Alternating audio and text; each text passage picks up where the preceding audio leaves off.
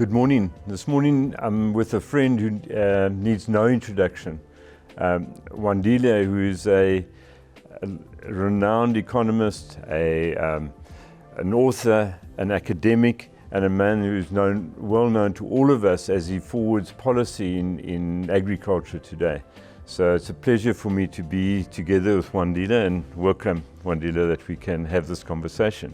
Thank you so much, Terry. We have been threatening to sit down and talk about our sector, the books and everything. So I'm glad that we actually got this moment. Thank you. Yeah. No, and where I wanted to start our conversation today is our region of Africa, sub-Saharan Africa, is one of those regions that remains capable of being a huge producer of food, especially when globally food security is becoming a challenge. I just want to start the conversation on your thoughts around sub-Saharan Africa being that breadbasket for global food production. I think that's a place that we really aspire to get to, Terry, because we're not only now sitting at a place where we are facing food insecurity. I would even categorize it and say you have two challenges. Whenever there are either floods or any natural disasters, we are one region that is most exposed on that. So on any shocks, either trade-related or environmentally, because of the efforts that we are not making to actually get to that potential. The second aspect is also the annual spending that we make.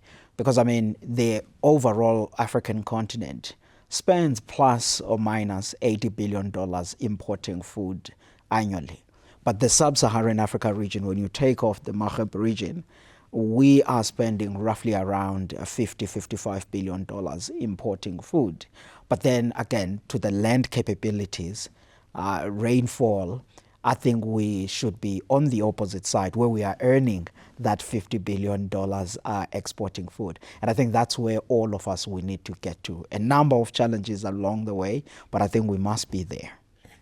You speak about the amount that we are dependent on importing food, and it's a significant part of various nations' budgets in sub-Saharan Africa. Why have we not got there? What's held us back? I think there's a number of reasons on what hold us back, but we can learn from some of the practical examples. Take our own country, South Africa. We are sitting at a position now where we are net exporters, close to $14 billion of agricultural exports each year. So the region, while net importer as a whole, but you do have those spots of sunshine like South Africa. Then the question is, what is it that South Africa is doing differently relative to major parts of the African continent? And I think the differences come both inside of policy as well as a private sector activity. In the African continent, one of the weakest spots for a number of countries is the fact that we have weak land tenure. About 80% or so of rural land in the African continent has no strong tenure. While in South Africa, if you look at it, a greater part of our country actually have strong property rights. We will get to the discussion about all other South African land-related matters. And the second aspect is infrastructure.